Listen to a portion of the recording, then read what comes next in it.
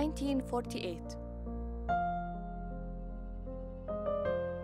For Palestinians, that year is Al-Nakba, or the catastrophe.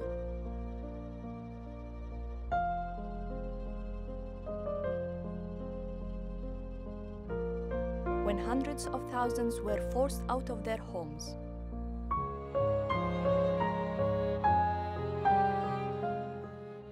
For Israelis, that year marks the creation of the State of Israel.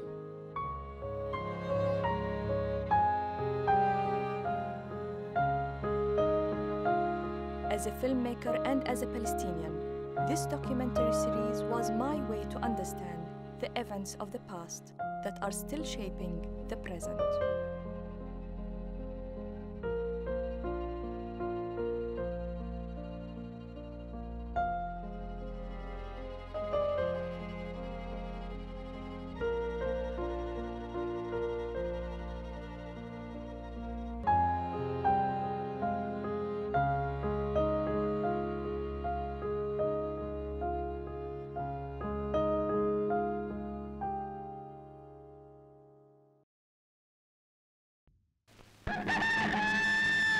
Here is the world's news in pictures, and this is Pathé Gazette screening it.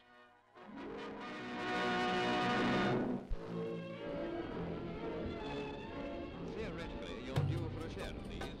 They're real jammers being gathered in the groves of Palestine for shipment to Britain.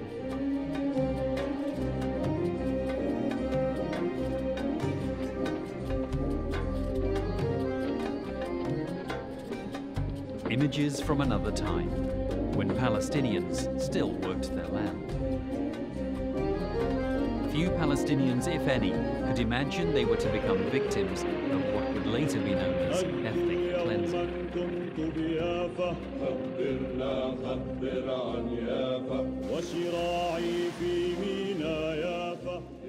After 30 years of British rule, the question of Palestine was referred to the United Nations. The UN now became the forum for conflict.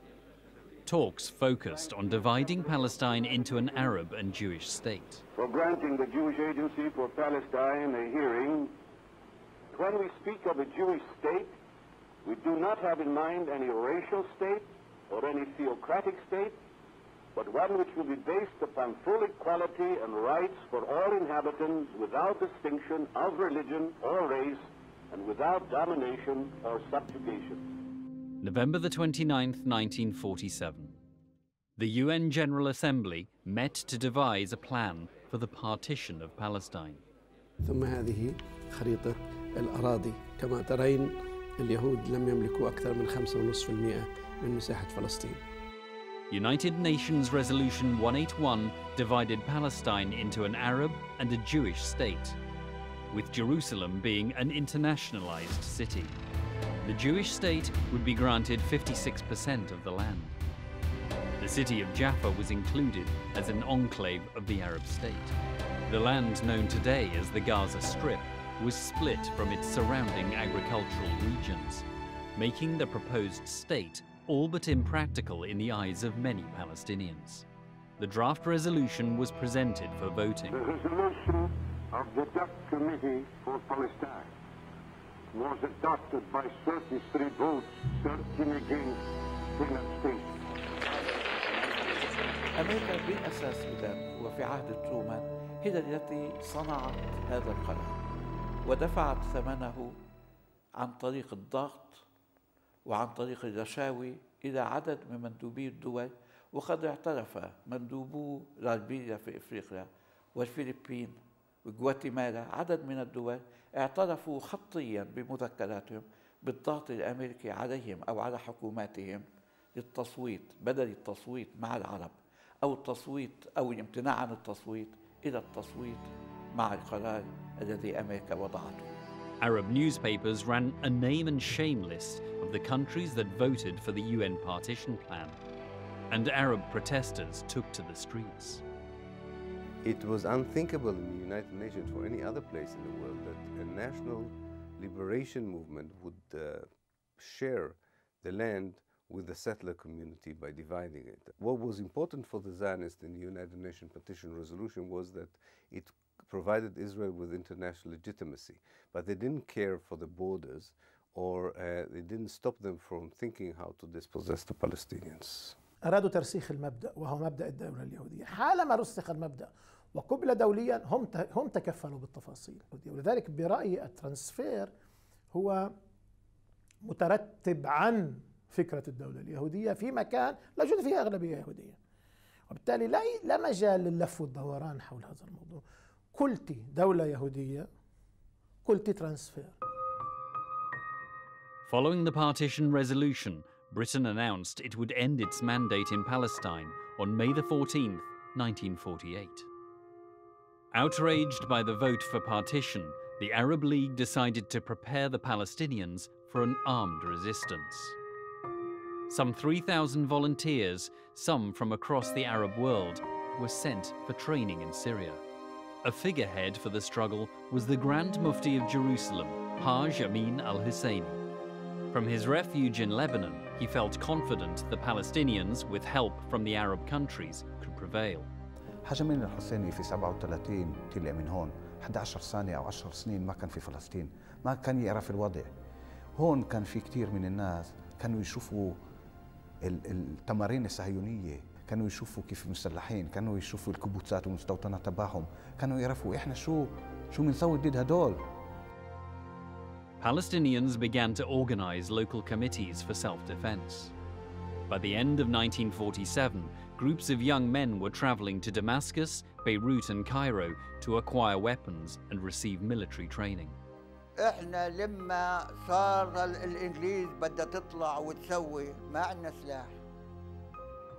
رحت اعطاني ابوي مصاري ورحنا اشترينا باروده فيها يا ابني 3 رصاصات. باروده حقها 100 ليره فلسطيني فيها 3 رصاصات. شروا كم خلقة باروده يطلعوا هالشباب يتدربوا عليهن. وصلنا لحد حماته قالوا لي جرب لشوف حظك بتقوس او لا، في عمود هناك مسكت الرصاص قوس اجت بالحديدي. طلقه تطلع طلقه تضل معصمه في جواها، جيبوا قضيب على الحديد يصيروا يدقوا بهالفشك. طاحوا كم رصاص وبلشت العام خلاص الفشك خلص الفشك منه. Early 1948. Despite the presence of the British, the Jewish agency, led by David Ben-Gurion, asserted increasing military and administrative influence in Palestine.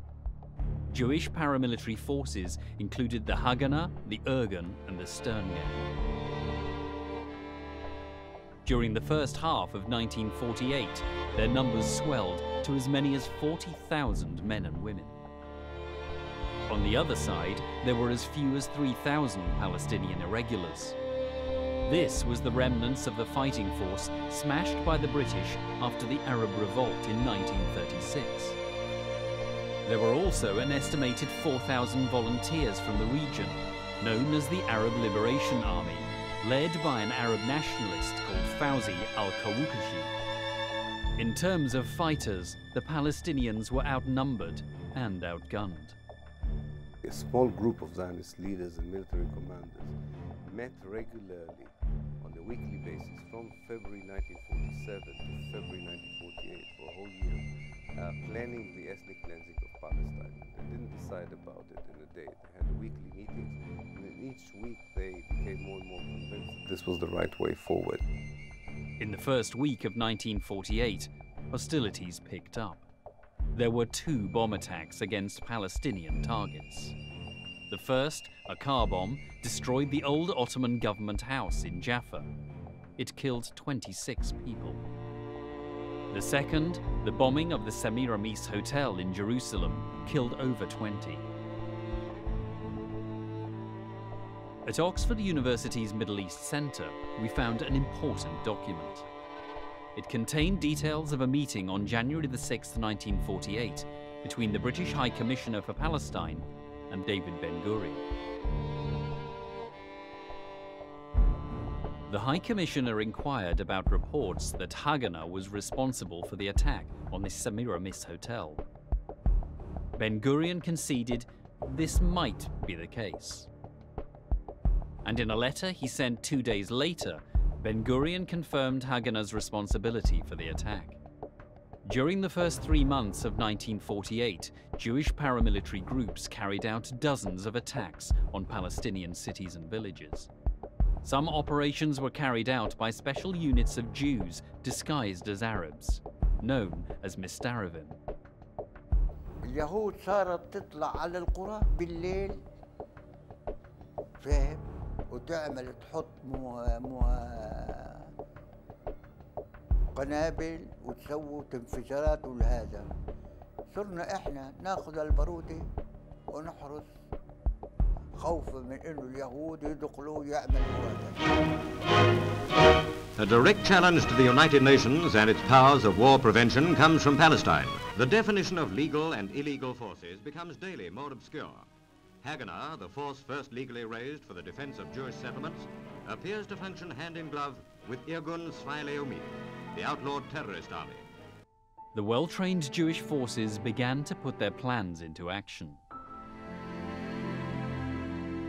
On February the 15th, 1948, fighters from the Haganah and Palmach organizations attacked the village of Caesarea near Haifa. A young man called Yitzhak Rabin is believed to have been one of the field commanders in the assault. Over 1,000 Palestinians were expelled from Caesarea as the village was torched to the ground. What the Zionist forces did, they targeted 5 villages on the coast, experimented to see whether it works, and they expelled the inhabitants of 5 under the eyes of the British soldiers who were there, stood there until May 14th. And they found out that it was quite easy, that it didn't take much. There wasn't much resistance. The British did not interfere. دراسة بسيطة جدا وسريعة لكيفية سقوط القرى الفلسطينية، نصل إلى استنتاج أنه كل قرية فلسطينية كانت لوحدها تواجه مخطط وهجوم عسكري من قبل المنظمات العسكرية الصهيونية. عند عدد من الضباط اليهود شافوا أنه سهل جدا تشرد أو تشتت أو الفلاحين الفلسطينيين. الموضوع اللي كان بالحركة الصهيونية إنه بدنا إحنا دولة مع أقل عدد ممكن من العرب. March the 10th proved to be a fateful day. The final meeting was on the 10th of March 1948 when they drafted the plan known as Plan D or Plan W, which finalized the last details about how to expel the Palestinians and dispossess them. بن غوريون أعطى تعليمات بمصطلح نظفوا، يعني قديش بتقدروا تطردوا عرب اطردوا. A diary entry from Ben Gurion exposes the extent of the Zionist agenda. He writes, "In each attack, a decisive blow should be struck, resulting in the destruction of homes and the expulsion of the population." The Palestinian and Arab fighters were determined to resist. This newspaper from March the 16th, 1948, reports that a Jordanian volunteer, a commander of the Haifa garrison, was trying to obtain weapons. His name was Mohammed Al-Hunayti. كان والدي في حيفا، ولما رأى أن المناضلين ينقصهم التدريب والسلاح حز في نفسه، فاستثار همم ضباط الصف من الجيش العربي الأردني، واستعدوا أنهم يلبسوا ملابس مدنية ويدربوا المناضلين. طبعا كلوب باشا كان قائد الجيش الأردني، طلب والدي وقال له: أنت يعني ليش تعمل هيك؟ قال له: أنا عربي وعلي إني أساعد أهل العرب. إحنا بندافع عن أرض العرب وعن الصخرة، وأنت ما بتعرف شو معنى الصخرة لا بالنسبة للأمة العربية والإسلامية. فلما شعر والدي إنه عليه ضغط استقال من الجيش العربي، فتوجه والدي إلى بيروت ودمشق للحصول على الأسلحة. حصل على كميات من الأسلحة. في أثناء عودته في قافلة السلاح من بيروت إلى حيفا، كانوا شباب نادي أسامة العكي بانتظارها، فعكا بيشوفوهم لليهود، قالوا: احنا شايفين اليهود قاعدين بيجمعوا لك وحطوا لك موانع من 3-4 أيام، فالأفضل أنك تعود بالقافلة عن طريق بيروت دمشق عمان. قال لهم: أنا إذا بغيب عن حيفا يوميا تسقط حيفا، ولذلك لازم أخترق الموانع واللي الله كاتبه بصير. Al-Hunayti was killed in an ambush on the road to Haifa. He had fought for Palestine and had paid the ultimate price. Abdul Qadir al-Husseini was the charismatic commander of Palestinian forces in the Jerusalem area. He traveled to Damascus to plead for arms. He returned empty-handed. On the 6th of April, he wrote a letter to the Arab League, holding it responsible for leaving the Palestinians defenseless and without arms. Eventually, al-Husseini had to sell his grandfather's land to buy weapons. On April the 8th, he rushed to the defense of Al-Kastal, a village overlooking the Tel Aviv-Jerusalem road. Here, Arab fighters faced heavily armed Jewish forces. Al-Husseini was an experienced commander, having fought against the British during the 1936 Arab Revolt.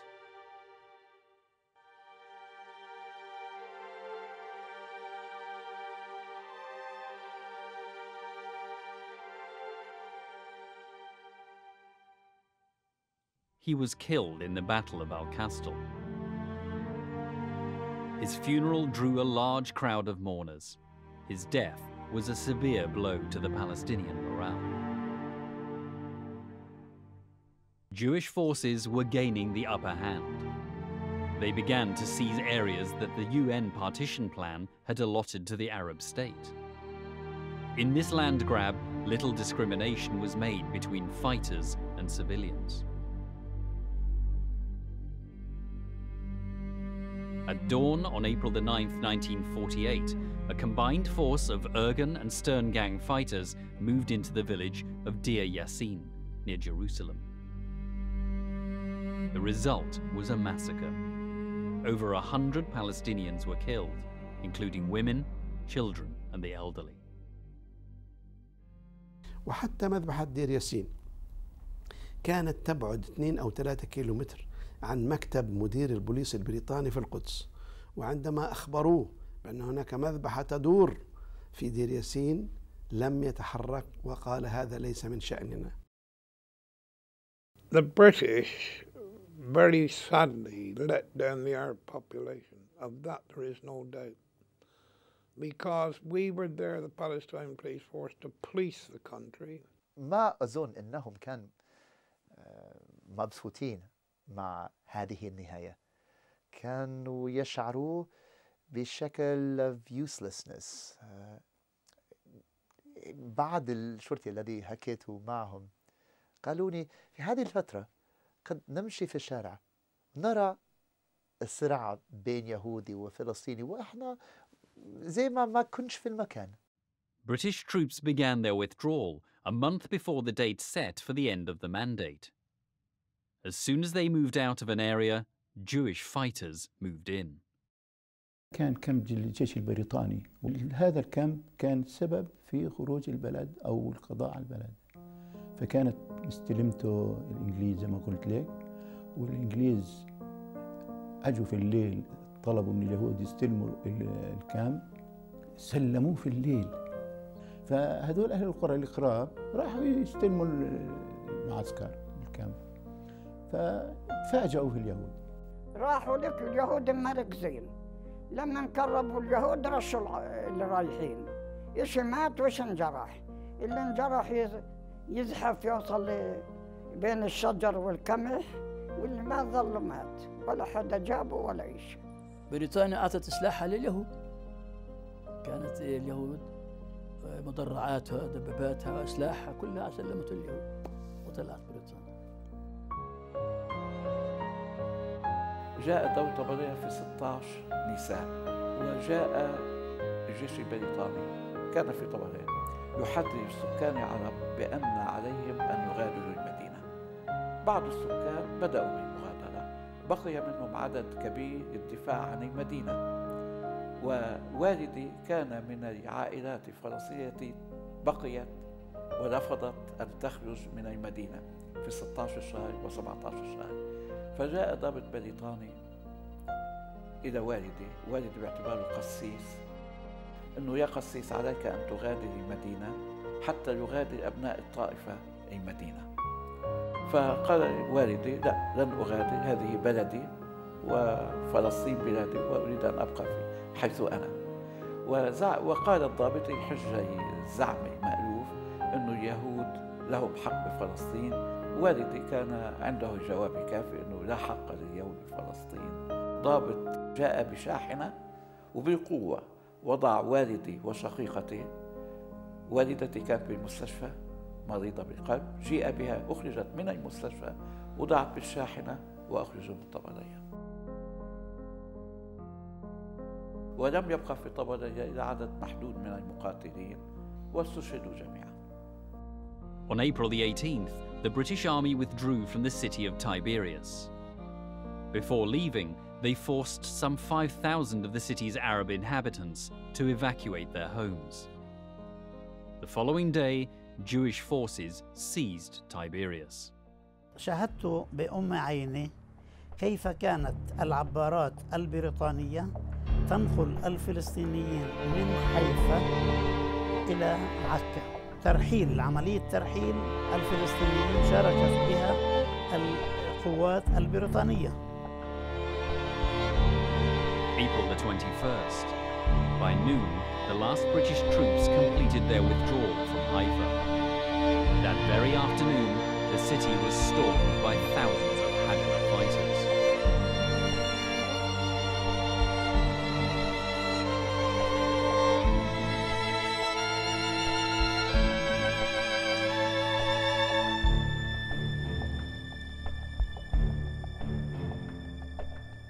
Some Palestinians and Arab volunteers stayed to defend their homes.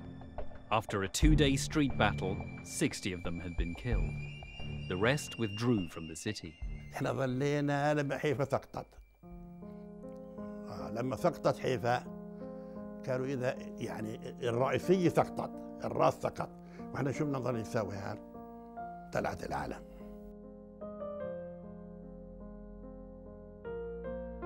From Haifa, heading north to Lebanon, came right past the trade school entrance gates. And it was a sad sight to see many poor Arabs, some with pickup trucks, cars, beds on the top, some on foot, never-ending stream of Arabs coming out of the city. The Jews to drive a lot of the Arabs out of Haifa. Very sad sight. We could have stopped all that. There was no doubt about that. We had the armor to do it.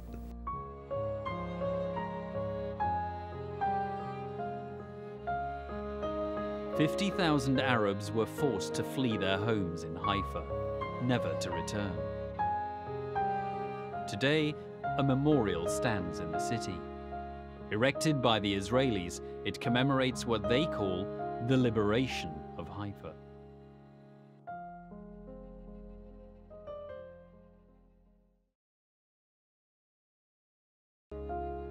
By late April 1948, the city of Haifa had fallen to Jewish forces. The coastal town of Jaffa was now their next target. قتال في يافا، منطقة الجبلية من أشرس المناطق اللي كانت تقاتل، يعني متاخمة لتل أبيب والجوار، تقاتل دفاعا عن يافا. تعرف مين كان يقودها؟ امرأة، يعني قيادة القوة اللي كانت المتطوعين اللي كانوا من امرأة اسمها مهيبة خورشيد. هذا للتاريخ كمان، وأنا شايفها لباسها العسكري. Although designated as part of the Arab state in the 1947 UN partition plan, Jewish forces set their sights on Jaffa. During the last week of April, bombing of the city intensified. The city's inhabitants were forced to flee the shelling, by sea to Lebanon and by road to East Palestine and Jordan.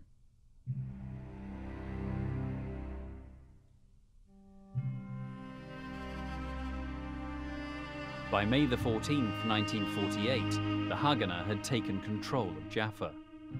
70,000 of its inhabitants had fled. The remaining males were transferred to central detention camps.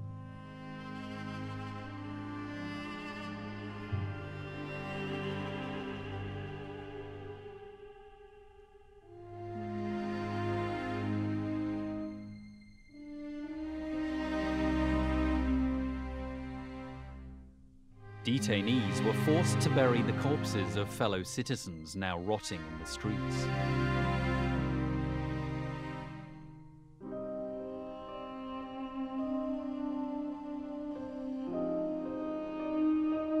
They were also forced to transport the contents of Arab homes ransacked by Jewish fighters.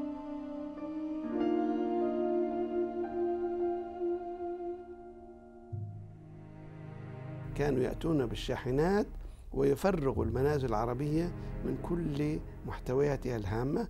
يعني من مفارقات القدر أنه كانوا يأخذون المكتبات الهامة زي مكتبة السكاكيني ونقول زيادة وحتى المكاتب العادية، وتؤخذ إلى حيث تودع اليوم في المكتبة الخاصة بالجامعة العبرية في القدس.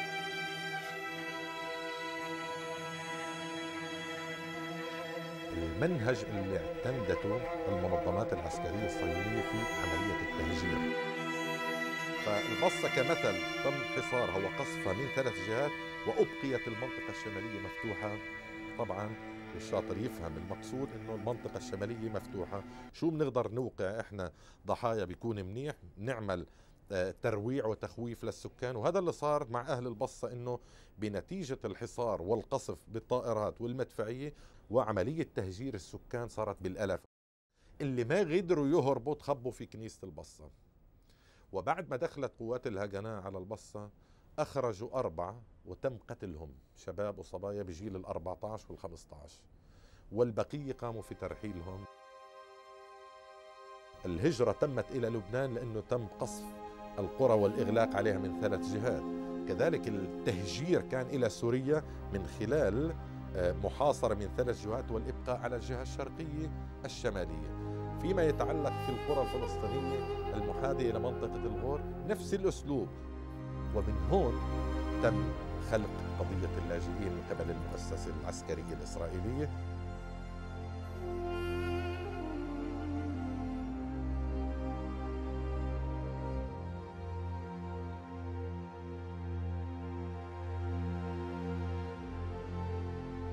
It happened many times that the Israeli very holy soldiers took 10 of the youngsters in the middle of the village, shot them just in order to kill them, in order that all the others will see it and run away. And if it's not enough, they took others also. The Palestinians left of their own accord and in the expectation of a triumphal return. Another variant of this version is that the Palestinians left on order from their leaders to clear the decks for the invading Arab armies, and they were promised that after the great Arab victory they will be able to return to their homes. So that is the traditional Zionist version, and it's completely untrue, and there is a massive amount of hard evidence to contradict this version. Half of the Palestinians who became refugees were already expelled from their houses by May 1948. So I could say that out of the 530 Palestinian villages that were destroyed in the 1948 Nakba, half of these villages were already demolished by the 15th of May.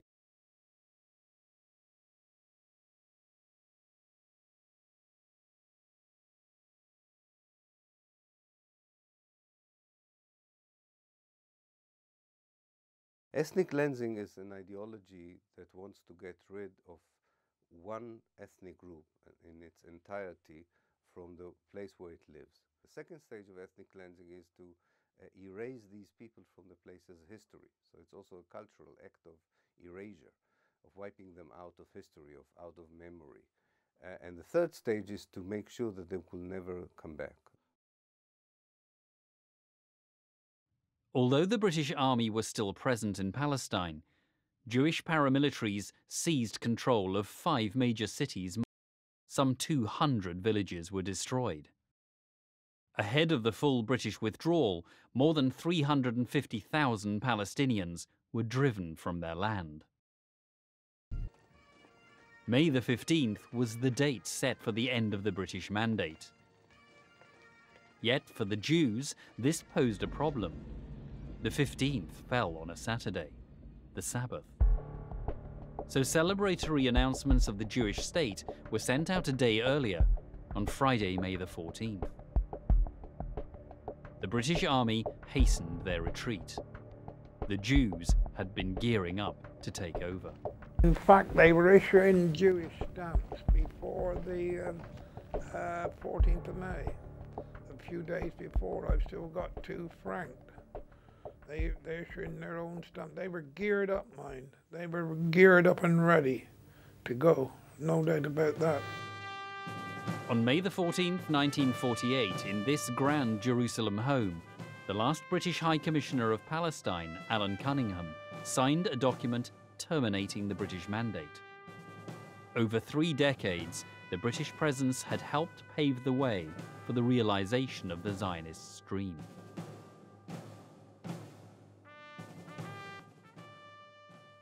The minutes of Britain's mandate are ticking to an end. In the morning, Cunningham inspected the Guard of Honor in front of his Jerusalem home.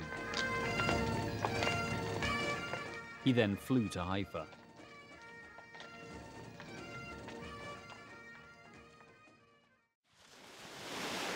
From Haifa, he sailed to Cyprus, and the British flag was lowered.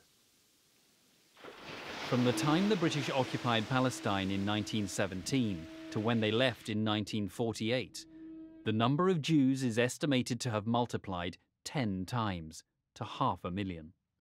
Meanwhile, as the British bid farewell to Palestine, Ben-Gurion arrived in Tel Aviv to ceremoniously declare the independence of the State of Israel.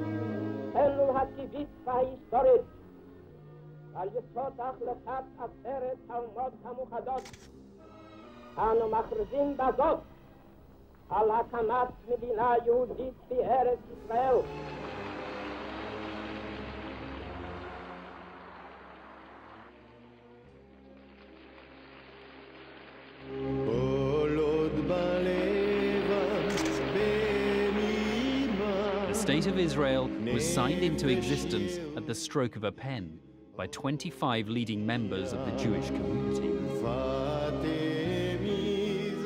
Behind Ben-Gurion hung a portrait of Theodor Herzl, author of the book The Jewish State, published back in 1896. The Star of David was hoisted, the very same flag that had been raised at the settlement of Rishon LeZion in 1885. Since Zionism is a dynamic,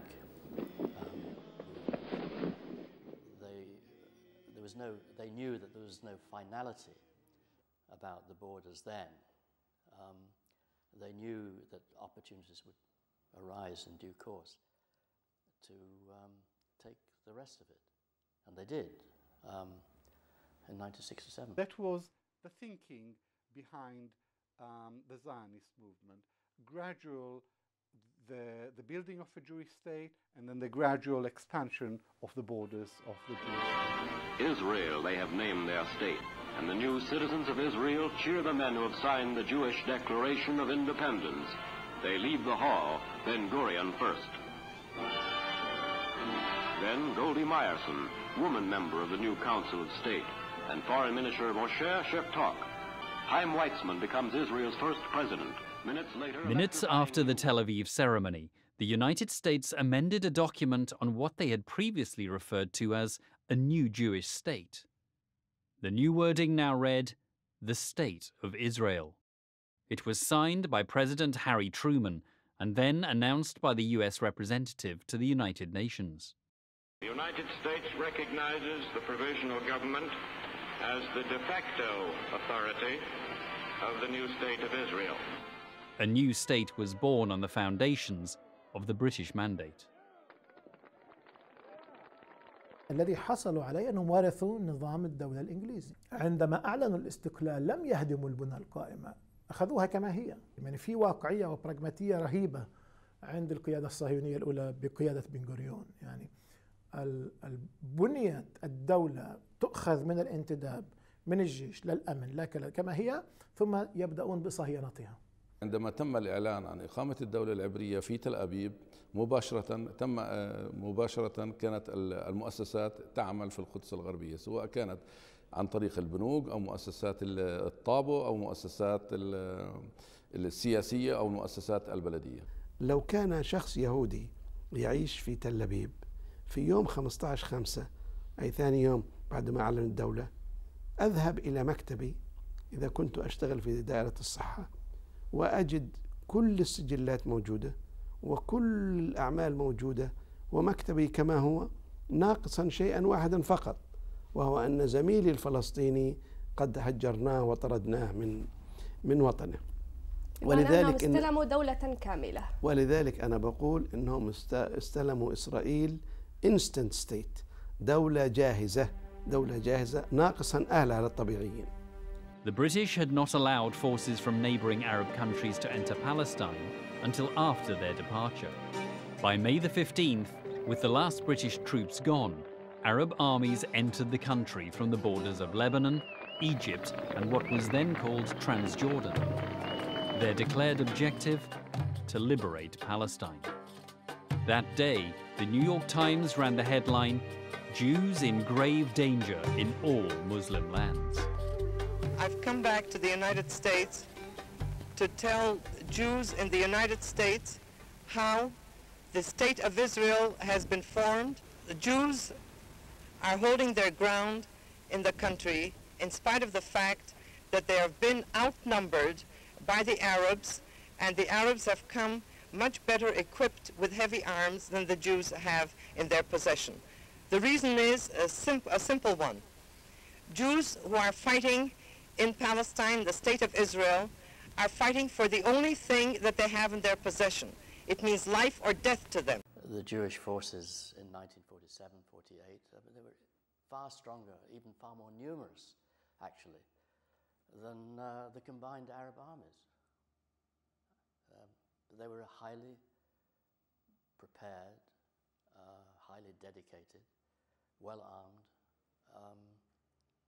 fighting force, which was superior to all the Arab armies combined, except perhaps one army, which they didn't really take on, and they made a deal with, really.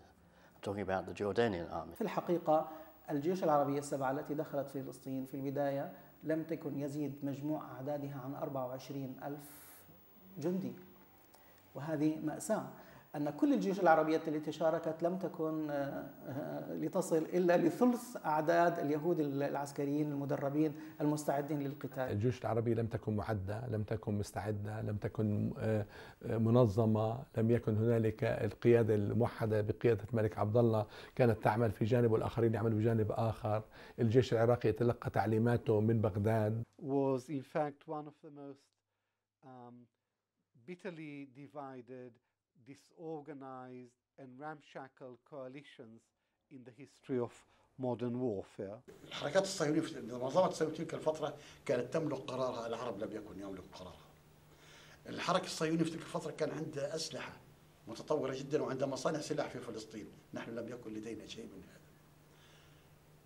الحركة الصهيونية والمنظمة الصهيونية في تلك الفترة كان عندها امتداد عالمي، كانت أمريكا تقف إلى جوار، كان حتى السوفيت يقف إلى جوارها، وما كانت بريطانيا وكل العالم، نحن لم يكن يقف إلى جوارها.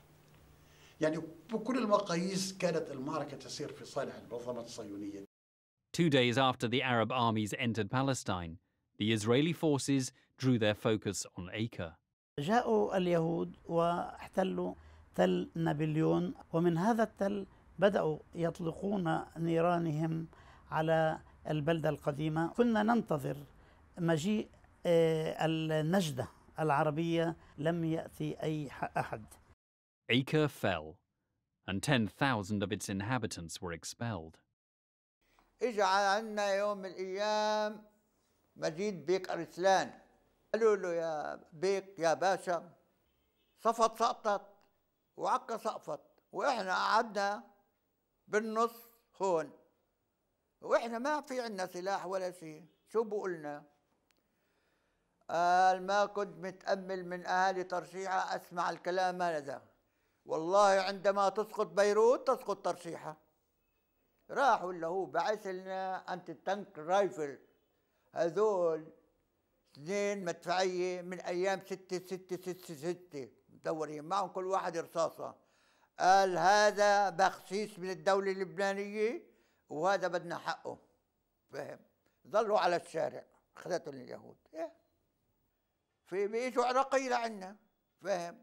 ضابط اسمه جاسم قال له يا ابو سامي بتعرف شو بيقولوا بالعراق اليوم؟ قال له شو؟ قال له لما بيقولوا دخلنا ترشيحه بيهللوا بكبروا، لما دخلنا عكا بيهللوا بكبروا، لما بفلان اكلنا بكبروا. بيعرفوش احنا ما احتلناش ولا مستعمره. انا رايح على العراق، ان كان بدهم يقاتلوا والله جاي اقاتل، كان بدهم يقاتلوا في عندنا اكل بناكل هناك. احنا قانون الدول العربيه عمي، ما طلعنا احنا. شوي ولا جاي من عبد الاله قالوا لهم محل ما بكيتوا ترجعوا.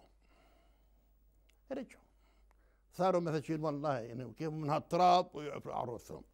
الجيش العراقي خياني خياني خياني خياني. أنا مضيت معظم الوقت مع الجبهة الأردنية، كنت أطل على الجبهة العراقية ورحت على الجبهة المصرية.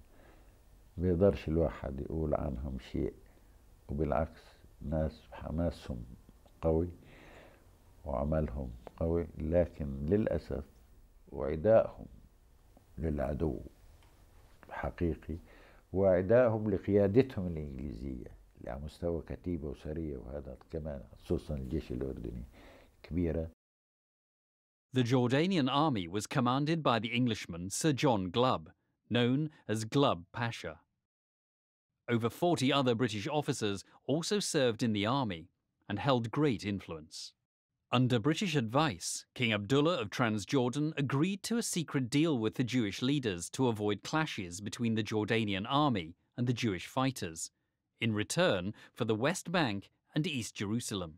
Such token resistance was the reason Glubb later called the 1948 war the Phony War. Glubb is a very complex character. He was not the simple-minded soldier that he pretended to be, but he was a highly sophisticated politician who imposed on the Arabs Britain's partition plan.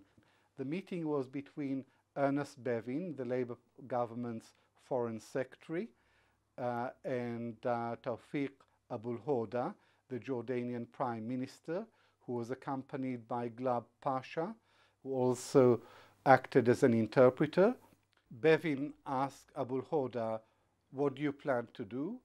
And Abul Hoda said, "We plan to send the Arab Legion to protect and keep the Arab part of Palestine." And Bevin said, "That seems the sensible thing to do, but do not go and invade the Jewish part." 2nd of May, they met for the last time, British officers in the Arab Legion, to find a solution for Jerusalem, but it didn't work. But what else happened in that meeting is that they brought maps which showed where the Jordanian Legion would stop and would not enter the Jewish state. And where the Jordanian Legion stopped is today the border of the West Bank. That's how the West Bank was actually created. هذا الكلام التزم فيه حرفيا جلوب باشا، بمعنى خرج من اللد والرملة. On July the 10th, the Jordanian forces pulled out of Lod and Ramleh. Clear of Jordanian forces, the two cities were bombed by what was now the Israeli Air Force. The Israeli army then moved in, commanded by Colonel Moshe Dayan. In Lod alone, over 100 Palestinians were massacred inside the Dahmash Mosque. More than 50,000 Palestinians were expelled from the two cities. Walking without provisions in the summer heat, many died of exhaustion in what has since become known as the Lidda Death March. Despite the presence of the Arab forces in Palestine, atrocities were still committed, yet few are well documented. Israeli historian Theodore Katz submitted a thesis claiming the Israelis had committed a massacre in the coastal village of Tantura. They closed all the 4 sides of Tantura, kind of a boat from the Israeli Young Navy that was closing the side of the seashore in order that they won't be able to run away. What I heard from one of the Jews I interviewed, a soldier in the 2nd company, he was moving with his pistol of 9mm on the shore among the men, asking them, where is your rifle? Those who said that my rifle is somewhere next to my house was taken like this with a rope to his house by 2 or 4 people. And the text was then, the rifle came out and the one did not. And those who answered there on the beach, I have no rifle, were directly shot in their head. Now, this is not a Palestinian story. This is a Palestinian of a Jew that was a lawyer in the state of Israel many years. The Palestinian men of the Torah were taken to the cemetery, and there they were told, they were put in lines and they were told to begin digging. And whenever a line finished digging, they were shot and fell down inside. There was no worry on the Zionist leadership side that the soldiers will not understand what is expected of them, because they already dehumanized the Palestinians in their thinking and perception long before the operations themselves began. The State of Israel was formed through blood and fire. Yet this was neither the start nor the end of suffering for the Palestinians.